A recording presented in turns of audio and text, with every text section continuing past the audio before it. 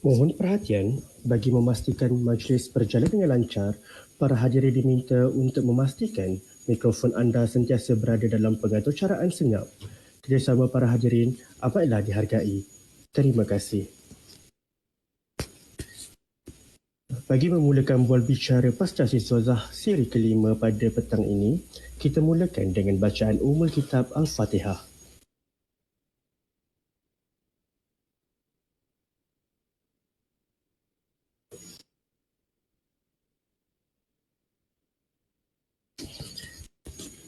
Terima kasih diucapkan atas kerjasama yang diberikan.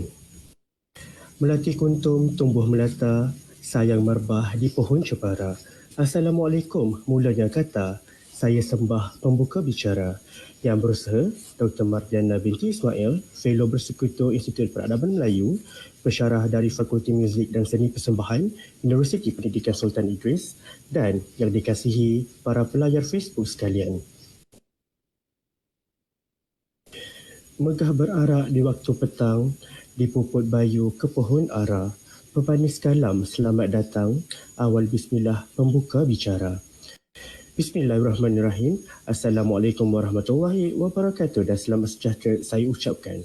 Selamat datang diucapkan kepada para pelayar Facebook Live kerana sudi meluangkan masa bersama-sama menjayakan siri kelima bual bicara Pasca Siswazah Institut Peradaban Melayu. Hadirin sekalian, siri bual bicara Pasca Siswazah yang akan dilaksanakan dalam 6 siri bertujuan untuk mempromosikan program Pasca Siswazah di Institut Peradaban Melayu melalui perkongsian kepakaran para fellow bersekutu IPM yang dilantik dari fakulti-fakulti di UPSI dalam bidang kepakaran yang berbeza. Untuk makluman hadirin sekalian, di Institut Peradaban Melayu, terdapat dua program Pasca Siswazah iaitu Sarjana Peradaban Melayu dan Doktor Falsafah Peradaban Melayu yang ditawarkan dengan mod A iaitu mod penyelidikan. Siri bual bicara Pasca Siswazah kali ini akan disampaikan oleh Dr. Mardiana yang akan berbicara tentang tajuk tips pengilangan teori asal beja, teori dramatik dan pendekatan model dramaturgi bagi penyelidikan seni persembahan. Bidang warisan dan budaya Melayu merupakan salah satu daripada 8 tujahan penyelidikan di Institut Peradaban Melayu. Hadirin yang dihormati sekalian, yang dikasihi Dr. Mardiana binti Ismail, tidak lupa para peserta sama ada yang bersama-sama dalam talian dan juga di Webex Institut Peradaban Melayu. Baiklah, sebelum kita mendengar kupasan dari penceramah, orang kata tak kenal maka tak cinta. Bolehlah saya memperkenalkan penceramah kita pada hari ini, iaitu Dr. Mardiana Ismail. Dr. Mardiana Ismail merupakan menerima pengiktirafan sebagai Doktor Falsafah daripada Akademi Pengajian Melayu Universiti Malaya pada tahun 2021. Beliau mendapat pendidikan awal dalam bidang seni persembahan daripada Akademi Seni Kebangsaan dengan anugerah Diploma Teater pada tahun 2000. Beliau turut mendapat ijazah sarjana muda seni persembahan daripada Universiti Malaya pada tahun 2006 serta ijazah sarjana drama dan teater daripada Universiti Sains Malaysia pada tahun 2014. Kini, beliau merupakan pensyarah kanan di Jabatan Seni Persembahan Fakulti Muzik dan Seni Persembahan Universiti Pendidikan Sultan Idris. Beliau pernah bertugas sebagai pensyarah teater melebihi 10 tahun di Fakulti Teater, Akademi Seni Budaya dan Warisan sebagai pensyarah sambilan di UiTM dan Universiti Malaya. Beliau juga merupakan penerima anugerah Pelakon Harapan Gelanggang Monomaya Kota Seni PJ 2021, anugerah Pelakon Wanita Terbaik Pekan Teater 2001. Beliau juga merupakan penerima anugerah buku Universiti Malaya serta dicalonkan sebagai Best Ensemble Performance 17 di Boh Seremania Awards. Beliau pernah mewakili Malaysia sebagai pengajar teater tradisional ke Burapha University, Songkhla University dan Mahasarakam University di Thailand sempena Asian Music and Dance Connectivity pada tahun 2015 dan 2016. Selain itu, beliau turut mewakili Malaysia ke Chiang Mai dan Bangkok, Thailand sempena Ramayana Dance Drama pada tahun 2004. Beliau juga pernah mengadakan persembahan teater di Oxford Road Studio, Manchester, London sempena Theatre Arts League pada tahun 2002. Selain itu, beliau dikenali sebagai pelakon profesional, terutamanya dalam kalangan aktivis teater dan perfilman. Beliau turut bekerjasama dengan beberapa tokoh terkemuka seperti Ahmad Yatim, Christian Jade, Johak Sham, Farida American, Khalid Saleh, Norzizi Zulkifli, Rosminah Tahir, Namrun, Wahab Hamzah, Rohani Yusuf, Normah Nordin, Zahim Al-Bakri, Ida Nerina, Kalam, Hamidi, Marlia Musa dan tokoh-tokoh terkemuka dari Singapura, Brunei dan Thailand. Selain itu, beliau turut terlibat sebagai pelakon televisyen seperti Kerana Mumas Intan, arahan Fauzia Ahmad Daud, Air Mata Pak Dogol, arahan Zain RTM, sitkom Salam Pantai Timur, arahan Sabri Yunus dan ramai lagi. Dr. Mardana juga mempunyai pengalaman dan kemahiran dalam bidang voice over, pengarahan, pengurusan, penjurian dan juga sebagai tenaga pengajar untuk rancangan realiti di RTM seperti penyampai ikon dan pilih kasih. Dr. Mardana turut aktif dalam bidang penulisan. Beliau memiliki 2 buah buku iaitu Modul Pengajaran dan Pembelajaran Mak Yong dan Seni Berbari yang diterbitkan oleh Jabatan Kebudayaan dan Kesenian Negara. Beliau telah menulis beberapa artikel seperti The Significance of Sabri Yunus Dramaturgy in Carrot Comedia X untuk International Journal of Academic Research in Business and Social Science pada tahun 2020, The Identity of Showmanship in Malay Musical Theatre untuk International Journal of Academic Research in Business and Social Science pada tahun 2019 dan The Application of Asa Berger Humor Technique by Sabri Yunus from the Dramaturgy Perception in Carrot Comedia untuk Harmonia Journal of Arts Research and Education pada tahun 2018. Saya tak sangka fellow-fellow bersekutu IPM ini sungguh-sungguh banyak sumbangannya dalam bidang penyelidikan. Baiklah, jadi sekiranya para pelayar ataupun para penonton di Facebook Live mempunyai soalan, bolehlah kemukakan di ruangan komen dan saya akan bacakan di penghujung sesi nanti.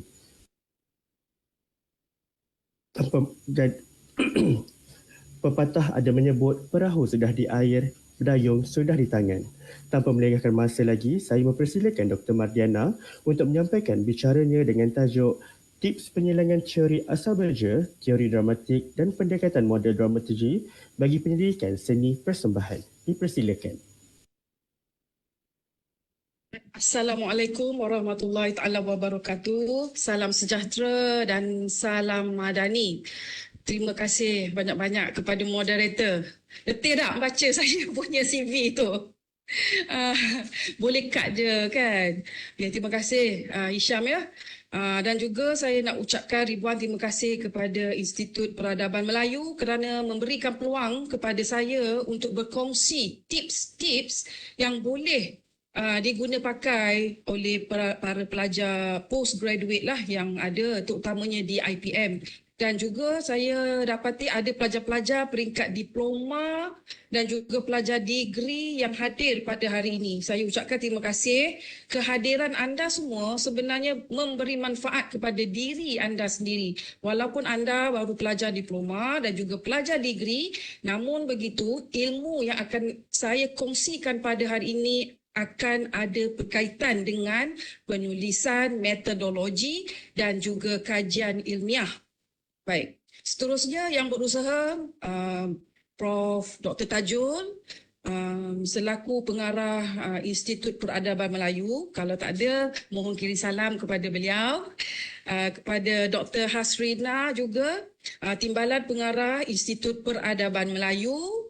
Dan juga Dr. Faris, Timbalan Pengarah Pemuziuman dan Galeri. Dan seterusnya staf-staf sama ada staf akademik ataupun bukan akademik yang turut hadir pada hari ini, dan kepada pelajar-pelajar yang amat-amat saya alu-alukan dan mungkin ada peserta di luar sana di kalangan aktivis teater. Baik. Kenapa perkongsian saya pada hari ini bermula dengan saya letak di situ penulisan akademik? Why? Kenapa saya tak pergi terus kepada tajuk yang telah dijanjikan di poster? Okey, dia begini. Saya biasa, bukan saya sajalah, practitioner di luar sana ataupun kita kata ahli akademik yang terlibat sama dengan industri, kebiasaannya kami akan ditanya sama ada oleh ahli akademik yang bukan dalam bidang kami ataupun pelajar-pelajar. You practitioner, bagaimana you nak membuat satu kajian? Biasanya persembahan ini dia amat subjektif. So, bila kita kata subjektif, tak ada yang betul, tak ada yang salah, tak ada yang benar. Okey, jadi bagaimana? Jadi, saya di sini hendak menegaskan bahawa sebagai seorang practitioner yang telah pun masuk ke dunia akademik, kita tak boleh menulis sewenang-wenangnya. So, kita kena memahami bagaimana sebuah penulisan akademik itu boleh dibaca oleh orang-orang lain dengan lancar. Okay, next slide.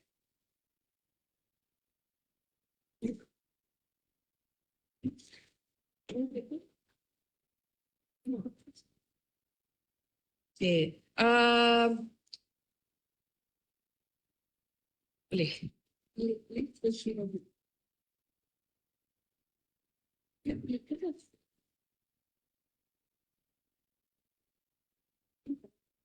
Okey, terima kasih. Baik. Penulisan akademik.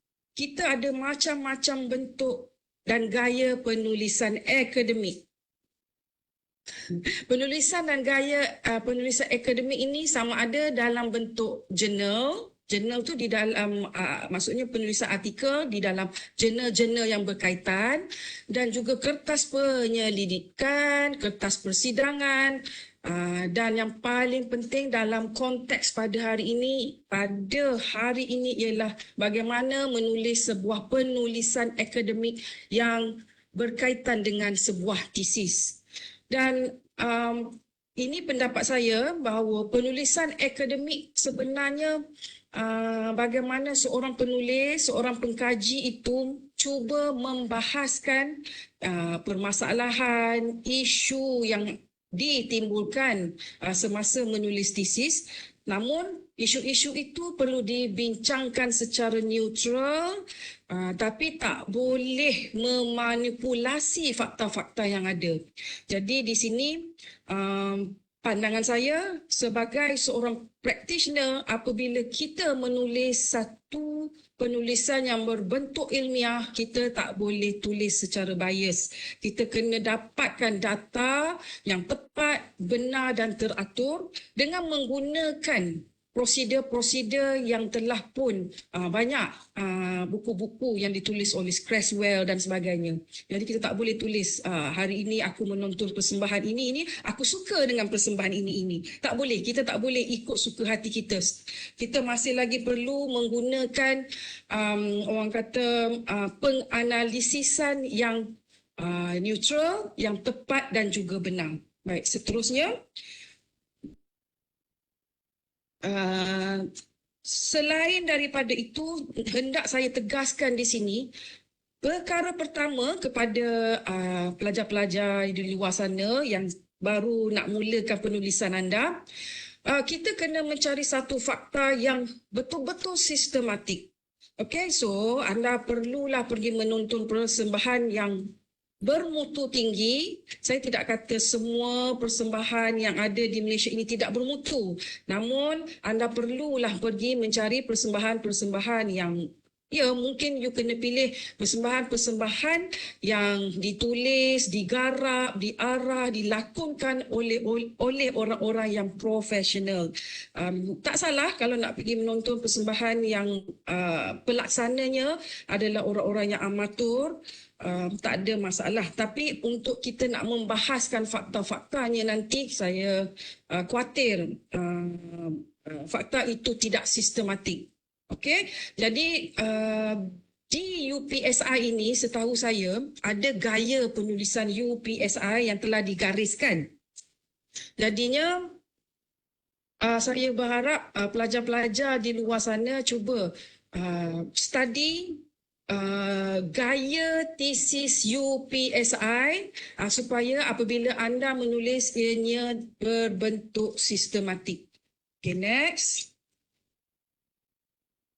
Selain daripada itu, tadi saya dah kata kena cari orang kata data-data yang boleh membantu anda menulis dengan sistematik dan juga fakta-fakta itu kena benar lah. Kita tak mahu dikatakan apabila sebuah kajian yang berbentuk seni persembahan ditulis dengan fakta-fakta yang tidak ada sumber-sumber yang boleh diakui. Jadi saya nasihatkan kepada semua, anda boleh go through Scopus, you boleh tengok ke Google Scholar, Academia, ResearchGate dan juga buku-buku yang ada secara digital ataupun yang buku yang ada secara fizikal di mana-mana universiti yang ada.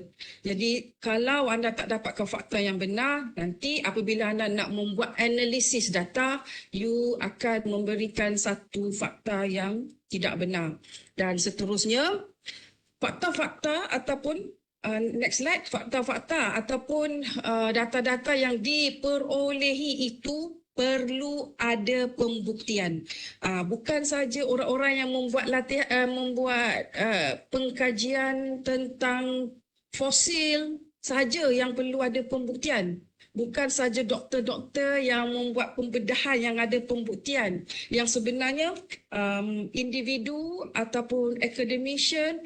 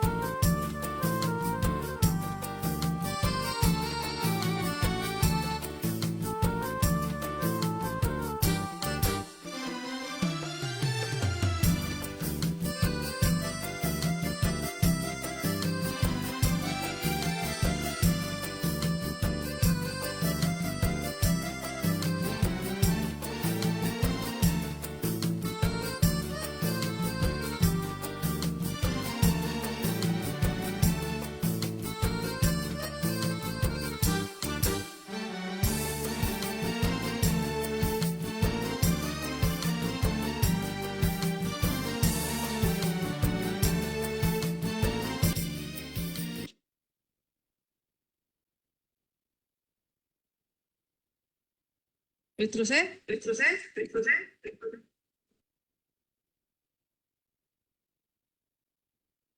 Baik. Sorry, hilang daripada radar tadi. Saya sambunglah. Selain daripada kita perlu mendapatkan bukti-bukti sepanjang membuat membuat proses mencari data, kita juga perlu memahami tentang beberapa prosedur.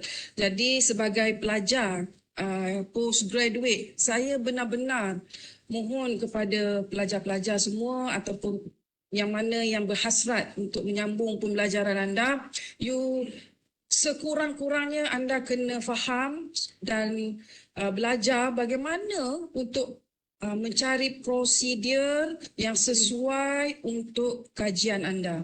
Kerana kita ada kajian yang berbentuk kualitatif dan juga kita ada kajian yang berbentuk kuantitatif. Jadi di sini boleh saja nak pakai single kuali sahaja pun boleh, nak menggunakan kuanti sahaja pun boleh, ataupun anda semua nak membuat satu kajian yang berbentuk mixed mood. Okay, saya tak mau sentuh panjang tentang bentuk-bentuk pengkajian ini kerana yang sebenarnya saya hendak berkongsi kepada anda semua bagaimana tips penyilangan yang telah saya guna pakai untuk kajian master dan juga PhD saya. Ini sekadar perkongsian saja. Saya tidak kata yang saya buat ini benar-benar tepat dan boleh diguna pakai oleh semua. Namun begitu, mungkin ada idea-idea yang timbul apabila mendengar perkongsian saya ini. Jadi saya mohon benar-benar kepada semua sebelum saya pergi ke topik yang dijanjikan, sebagai penulis akademik, anda perlu menulis secara bersistem, anda perlu mencari bukti yang benar, anda perlu membuat pengumpulan, pemilihan dan menggolongkan anda punya daftar data-data dan cubalah tafsir data-data yang diperolehi dengan merujuk kepada prosedur-prosedur yang ada.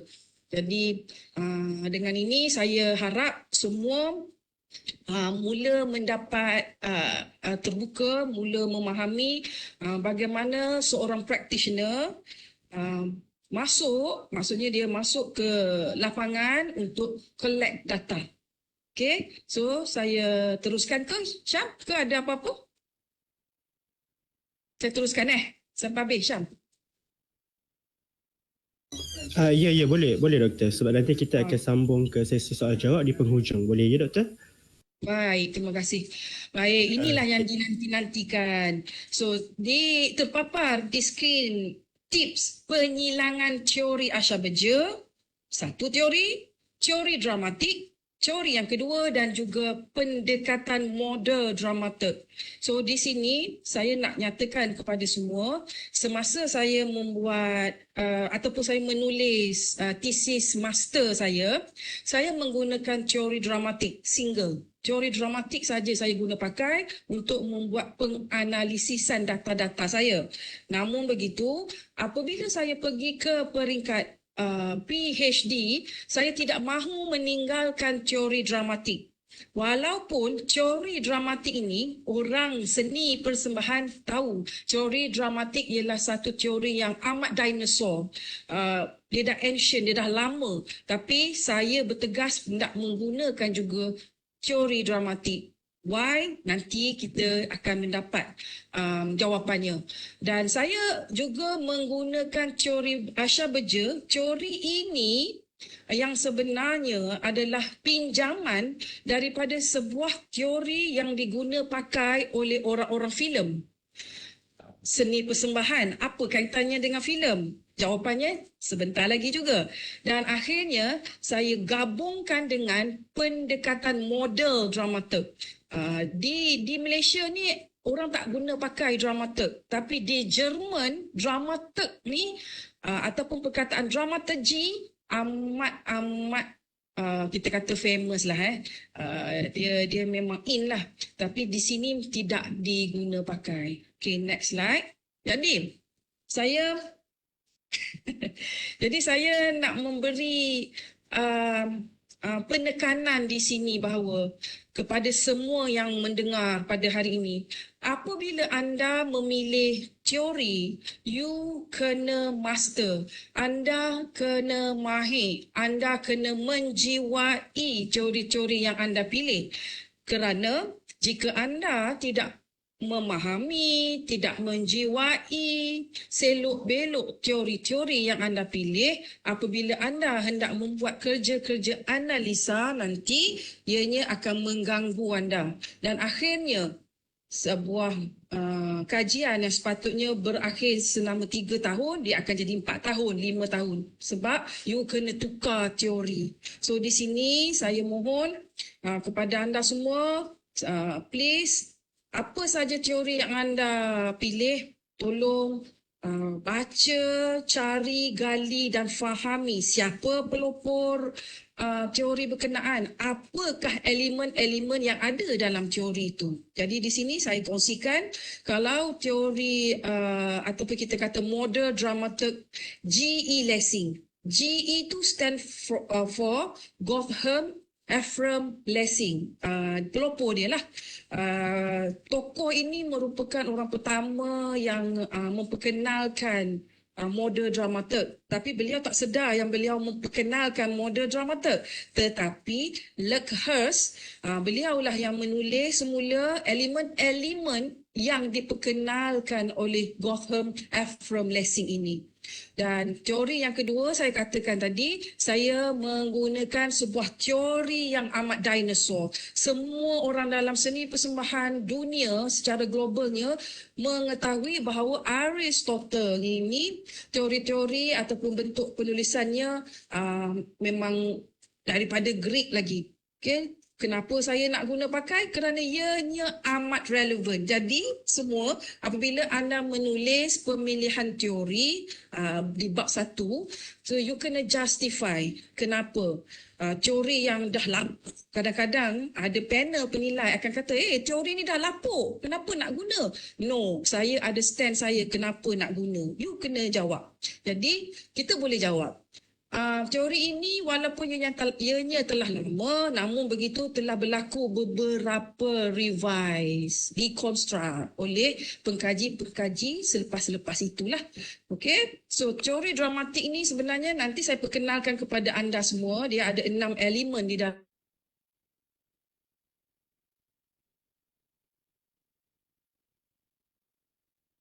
eksperimen dan perkenalkan teori ini dalam kajian saya sebab saya nak mengangkat idea-idea yang ada di dalam seorang dramaturg. Tadi atas model dramaturg kan, idea-idea yang ada dalam diri seorang dramaturg itu sebenarnya ianya ada kaitan dengan unsur-unsur drama. Dan seterusnya, teori yang saya kata saya pinjam daripada teori filem. Kenapa saya pinjam daripada teori filem?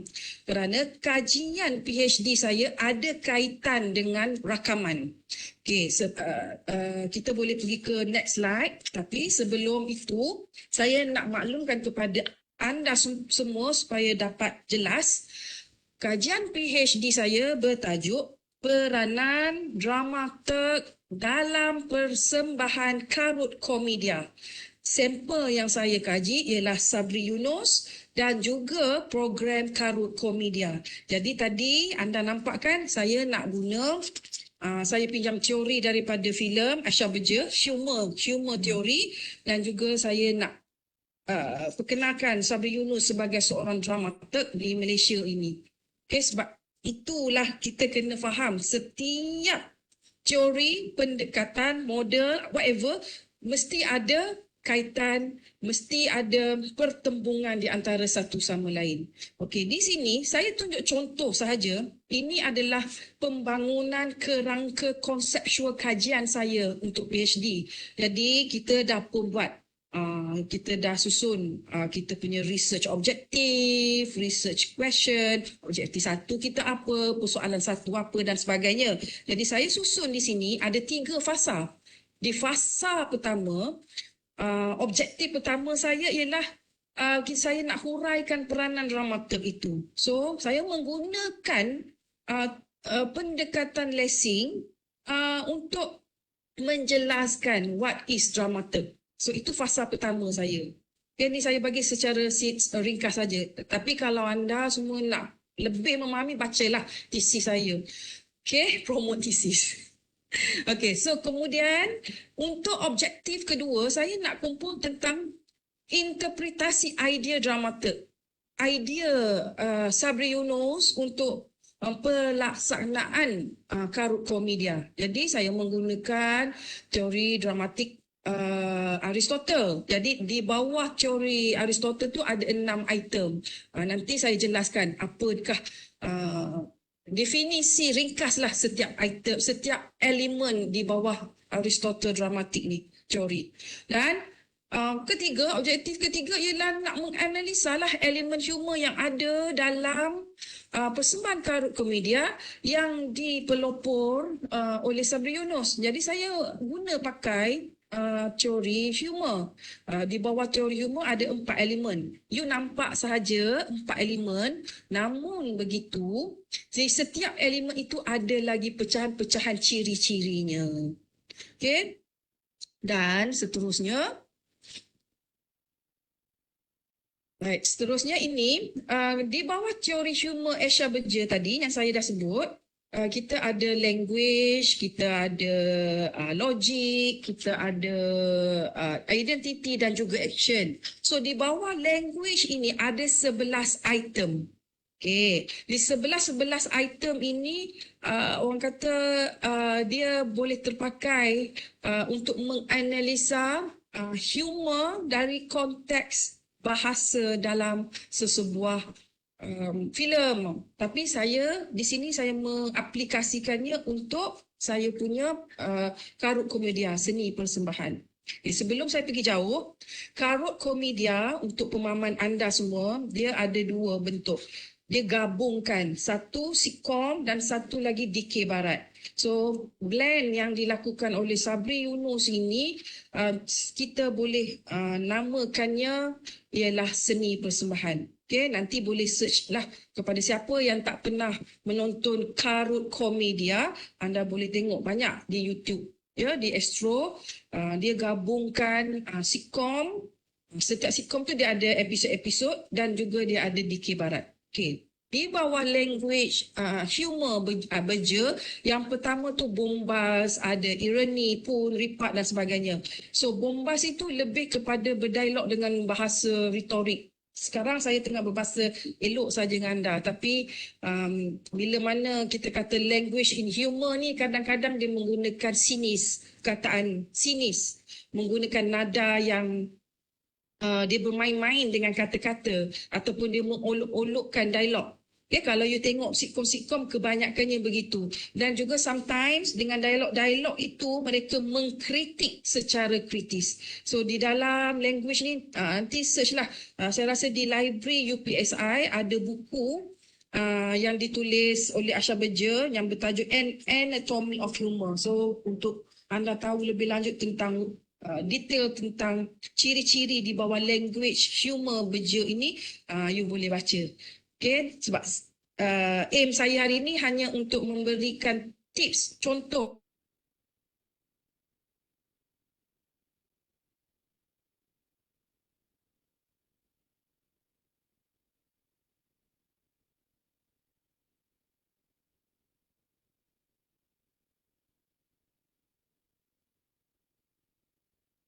Bagaimana?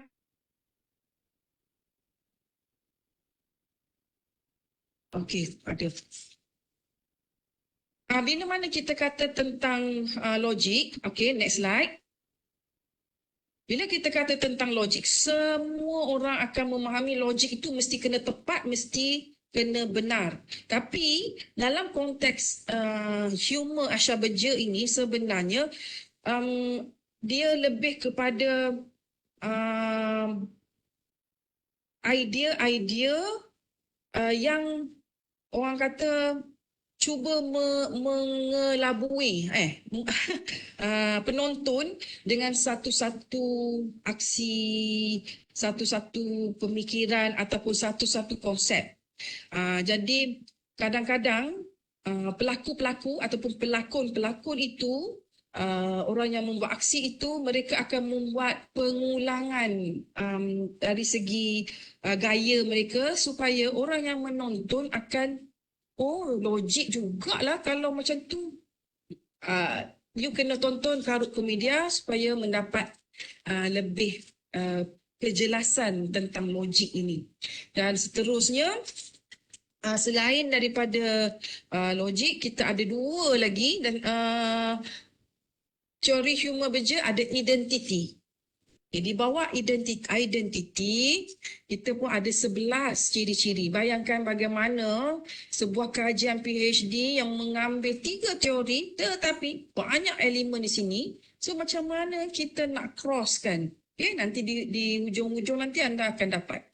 Dan di dalam identiti kita boleh tengok bagaimana seorang pelaku itu membuat imitasi, membuat parodi, membuat gaya-gaya yang stereotip, seperti mana mungkin mereka meniru ahli politik yang tengah viral, ataupun individu di sekarang ni kan tengah ni TikTokers dan sebagainya.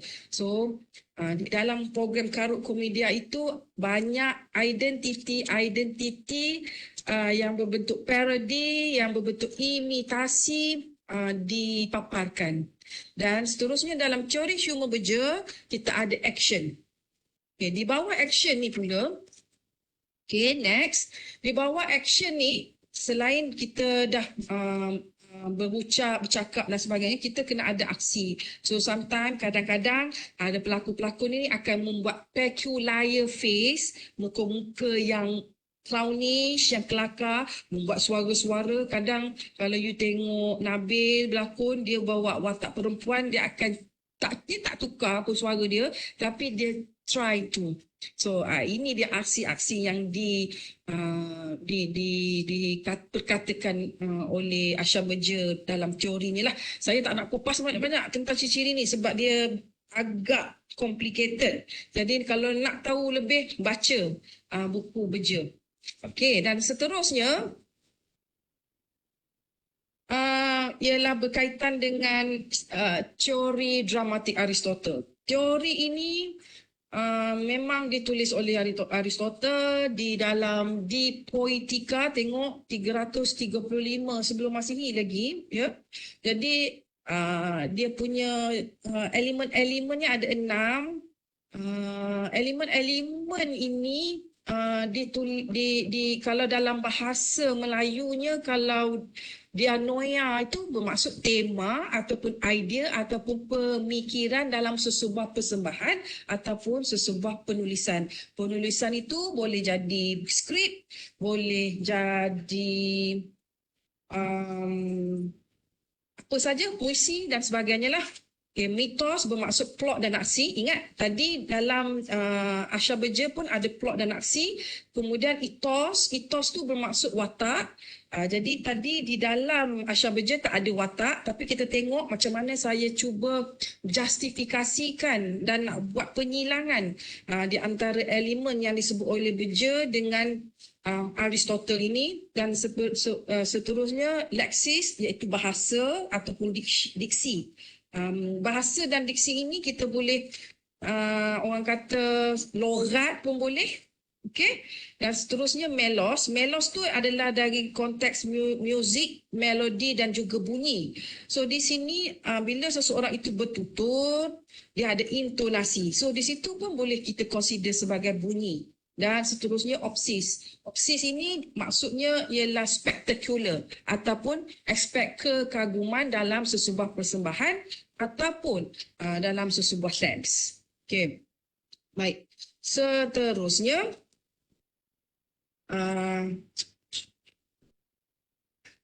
saya ni dah macam membentangkan Viva saya semula. Okey, saya tak laju Saya harap semua orang boleh ikuti saya. Dan model Dramaturg Ephraim Lessing ni, okey, yang ini yang paling complicated sepanjang saya membuat kajian. Jadi Setelah saya membuat beberapa bacaan, akhirnya jadual ini terbit. So, untuk menjadi seorang dramaturg, kita kena ada our self-reflection. Jadi self-reflection di sini, saya melihat bagaimana diri seorang Sabri Yunus. Beliau adalah orang Pantai Timur, beliau mahir berdikir barat, beliau mahir menyanyi, berlakon dan sebagainya. Dan oleh kerana itulah beliau kita boleh gelar sebagai seorang researcher. Dia membuat kajian. Kemudian selepas dia membuat kajian, dia cuba create, dia jadi creator. Dia create lah, dia gabungkan.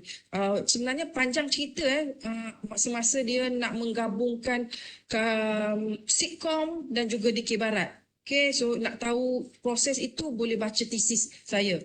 So dia meng-create. Selepas dia create, dia build. Dia build tu bermakna dia dah membuat satu persembahan dan persembahan itu keluar di televisyen. Dan seterusnya,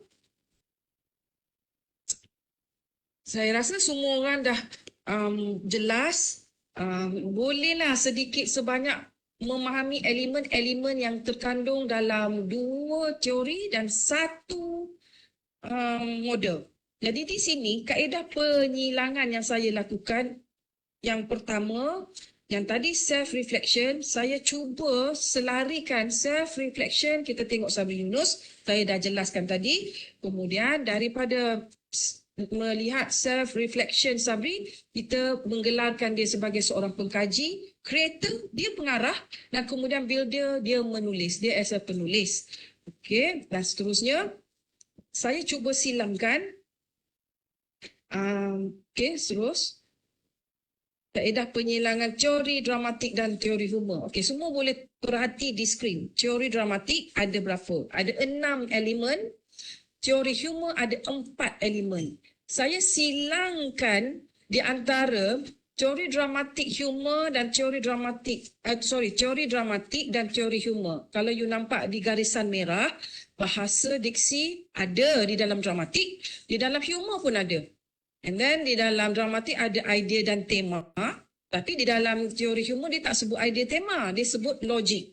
Kemudian di dalam teori dramatik dia ada menyebut tentang watak, tapi dalam humor dia sebut identity. So justifikasi ni semua kena jelas, kena faham setiap elemen-elemen yang ada dalam setiap teori. Dan kemudian dalam teori dramatik dia nyatakan tentang plot dan aksi, tapi dalam teori humor dia hanya jelaskan tentang aksi. Jadi di situ boleh berlaku penyilangan. Namun begitu, ada ketinggalan di bawah, muzik dan juga kekaguman. Di situ tak boleh disilang. Kita tak boleh ada-adakan lah. Jadi saya tidak silangkan data, saya tidak buat penganalisisan secara silangan untuk muzik, melodi dan juga kekaguman yang ada dalam karut komedia. Baik, seterusnya.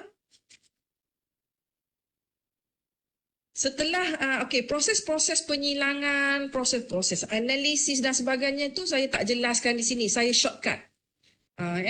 Sebab kita takut anda confuse nanti. So saya shortcut daripada pemahaman tentang teori-teori itu tadi, bagaimana berlakunya proses penyilangan, dan daripada proses penyilangan tu saya ada membuat analisa data. Okay. Selepas membuat analisa data, sebagai seorang pekaji, kita kena menulis secara deskriptif kerana kajian saya memilih kajian secara kualitatif. Jadi kena menulis secara deskriptif lah. Bila kata nak menulis secara deskriptif, kita tak boleh tulis bunga-bunga. Tadi di awal tadi saya dah kata, kena setiap data itu kena ada bukti, kena ada sokongan dan sebagainya. Jadi ni shortcut. Peranan dramaturg yang tadi yang saya kata self-reflection Sabri Yunus, pertama dia sebagai pengkaji, kedua dia sebagai operator dan ketiga dia sebagai perantara.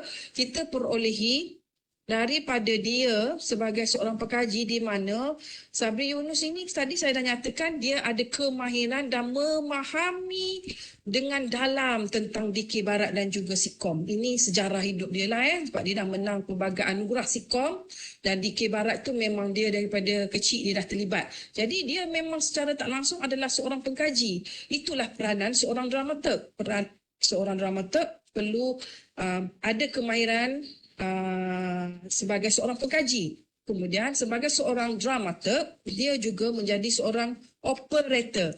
Jadi di sini Sabri telah menetapkan bentuk dan juga konsep persembahan. So dia memberi penasihatan tentang idea dan skrip setiap minggu. Setiap minggu akan ada orang kata episod-episod yang berlainan. So dialah yang mengaturkan artistik, kostum, lagu apa, kepada tukang karut nak guna words apa. So dialah yang memberi bentuk dan juga konsep kepada persembahan.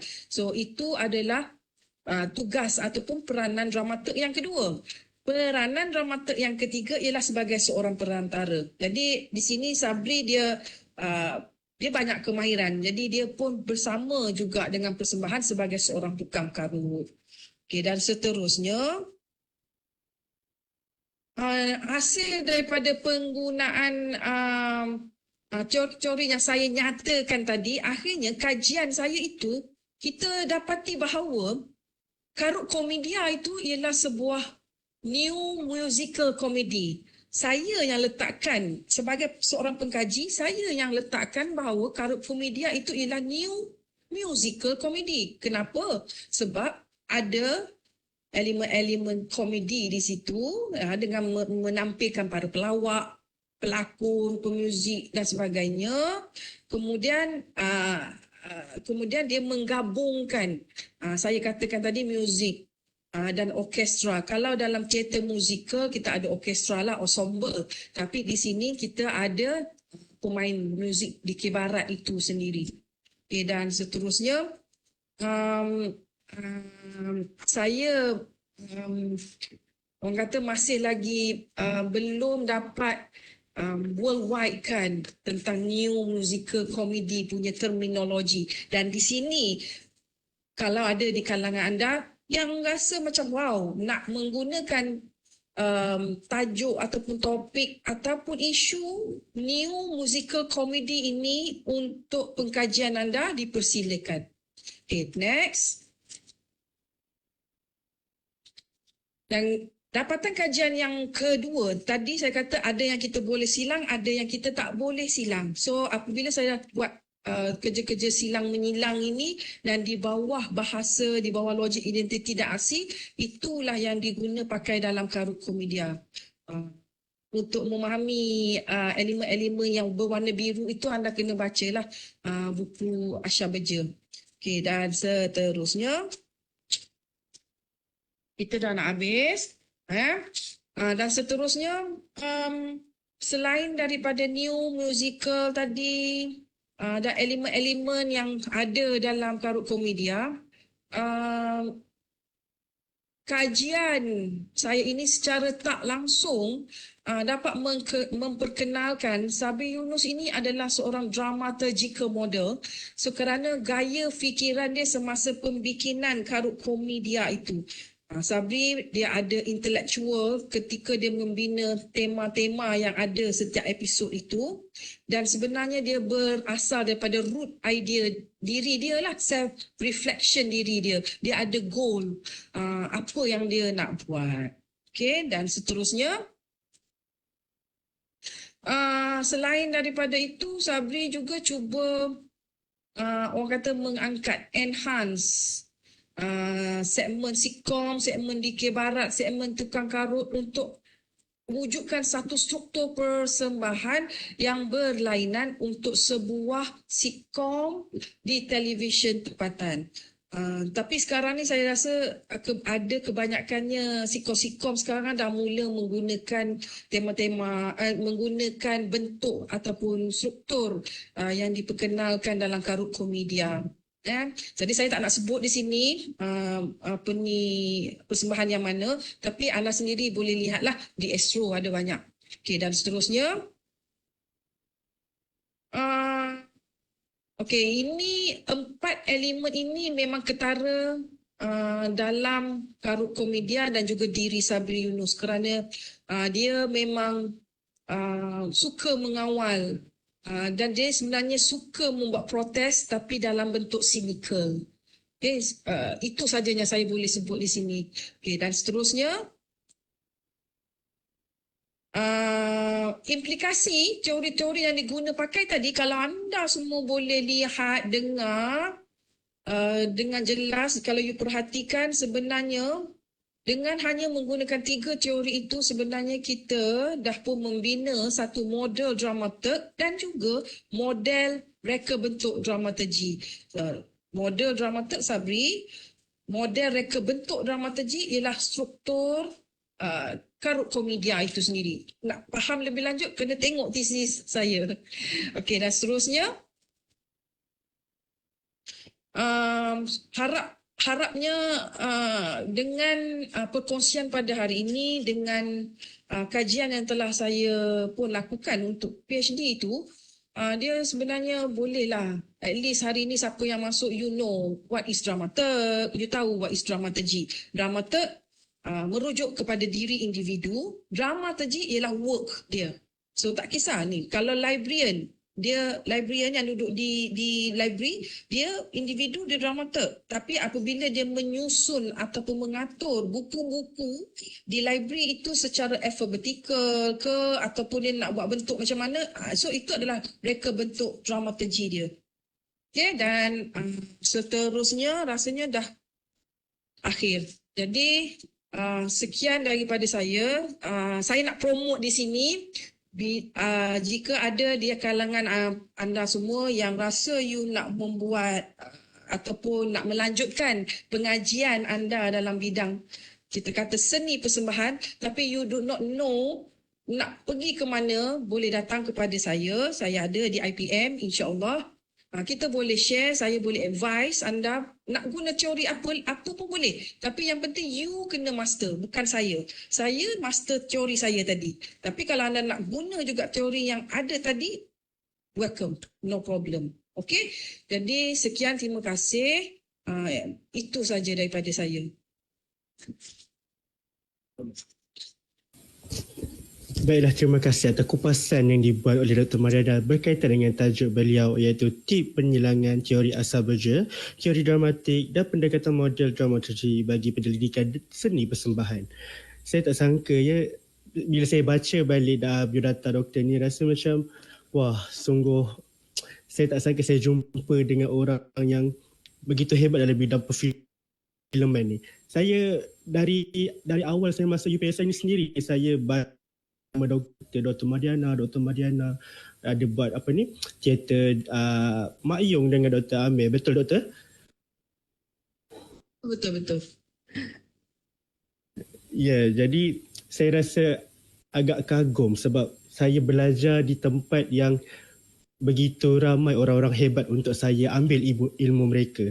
Jadi sementara kita menunggu soalan-soalan dari Facebook Live dan juga daripada pelayar-pelayar di FB, saya rasa macam tertariklah dengan doktor punya apa nama dia ni, dengan orang-orang yang doktor pernah berlakon sekali mungkin kan, dengan apa ni, dengan Namron sendiri. Saya kagum sebenarnya bila tengok balik, bila saya baca balik biodata doktor ni, saya terkejut sikit, saya terkejut sebab sungguh hebat rupanya pensyarah-pensyarah yang ada di UPSI. Jadi alangkah bagusnya sekiranya ramai yang menyambungkan ke bidang doktor falsafah ataupun ke bidang sarjana di UPSI untuk menimba ilmu, untuk menambahkan lagi kajian berkaitan dengan apa yang ditawarkan di UPSI. Jadi di pelayar di Facebook mungkin ada soalan, bolehlah untuk tujukan ataupun bagi di ruangan komen untuk saya bacakan kepada tetamu kita pada hari ini.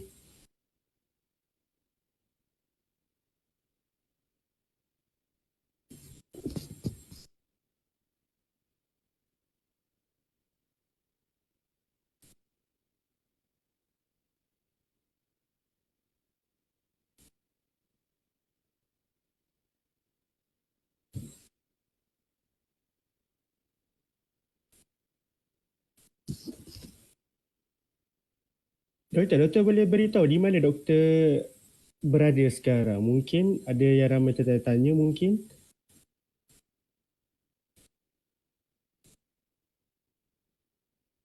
Maksudnya di fakulti ke saya sekarang berada di mana? Keberadaan doktor sekarang. Sebab saya nampak macam ada. Ah, alright. Okay, saya sekarang berada di museum. Okay, nanti sekejap saya nak anda pula. Okay, saya berada di museum tapi saya tak pandai macam mana. Okay, background. Change virtual. Saya berada di museum ya, live daripada museum. Bukannya background ni betul-betul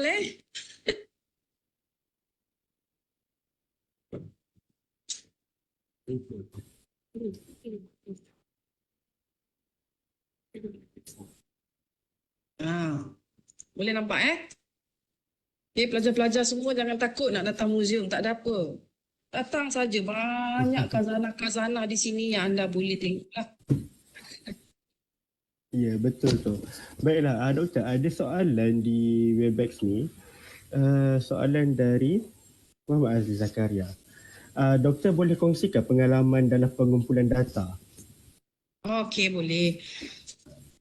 Azli, ni Dr. Azli ke? Tahniah, Doktor. Pengumpulan data, dia begini. Oleh kerana karut komedia itu berlaku secara rakaman, jadinya saya kena ke lapangan setiap rakaman episod karut komedia. Jadi saya memang orang kata participant observation lah, saya buat kerja secara participant observation. Saya masuk bersama di dalam itu, di dalam studio.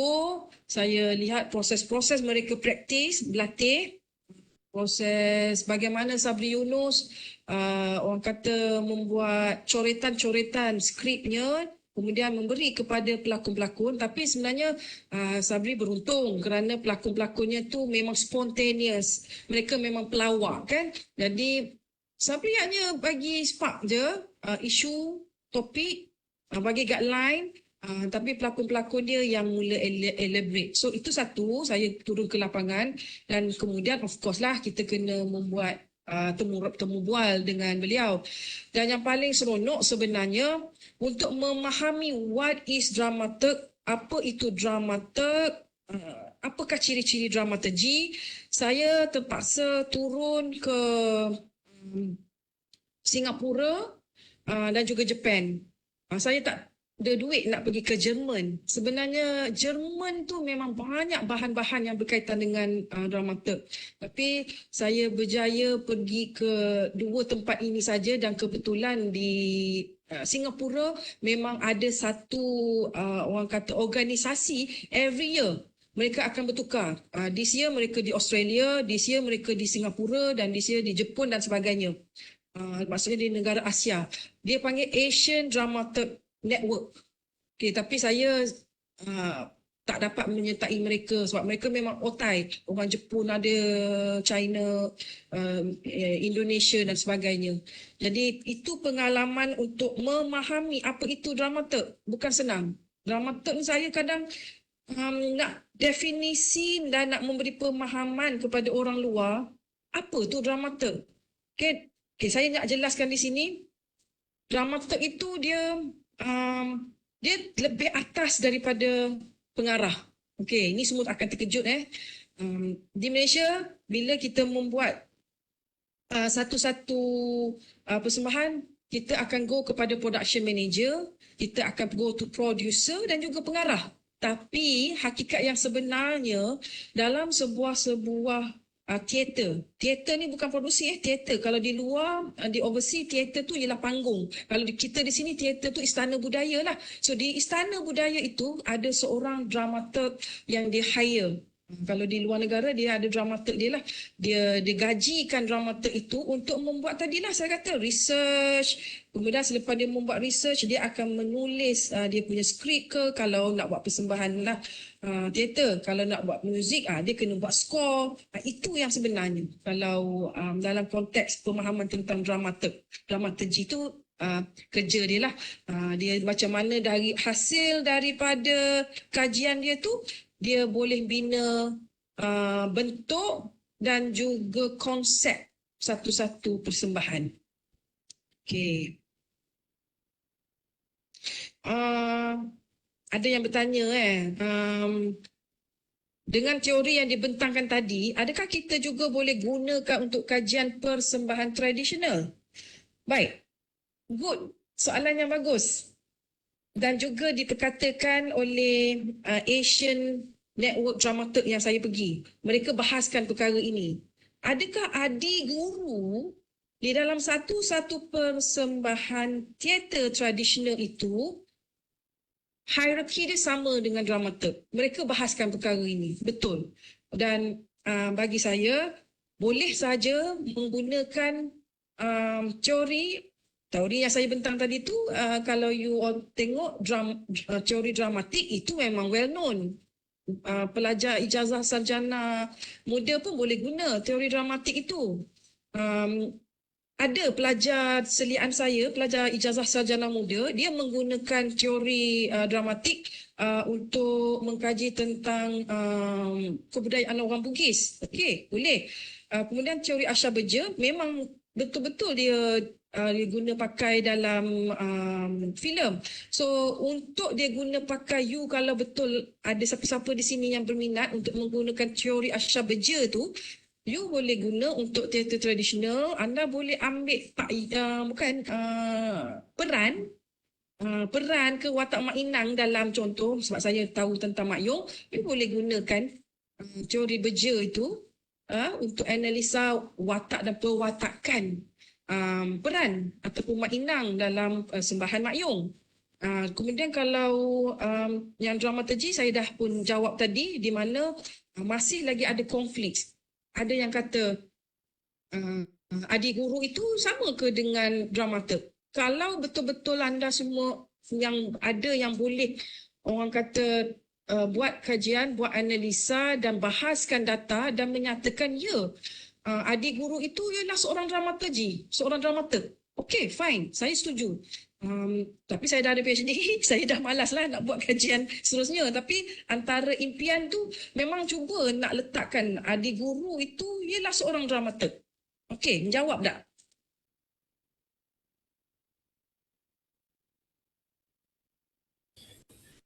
Okey, baiklah, saya rasa menjawab ke apa ni pelayar yang bertanyakan soalan tersebut?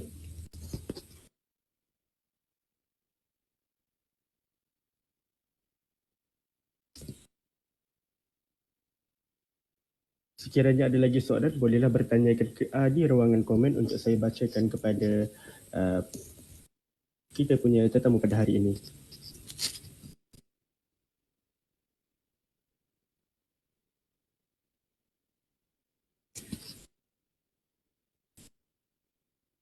Saya rasa tiada dah soalan, jadi saya ingin mengucapkan terima kasih kepada Dr. Marina atas kupasan dan dan menjawab beberapa soalan yang ditanyakan oleh pelayar di Facebook dan juga tetamu yang ada di Webex ini. Jadi dengan terjawabnya soalan terakhir tadi, maka berakhirlah sudah program kita seri Bola Bicara Pasca Siswazah kita pada kali ini yang disampaikan oleh Dr. Marina Ismail. Jadi sebelum saya mengakhiri, bolehlah para pelayar di Facebook untuk mengimbas QR code yang ada di paparan untuk mengetahui dengan lebih lanjut berkaitan dengan program sarjana dan juga Dr. Falsafah yang ada di IPM.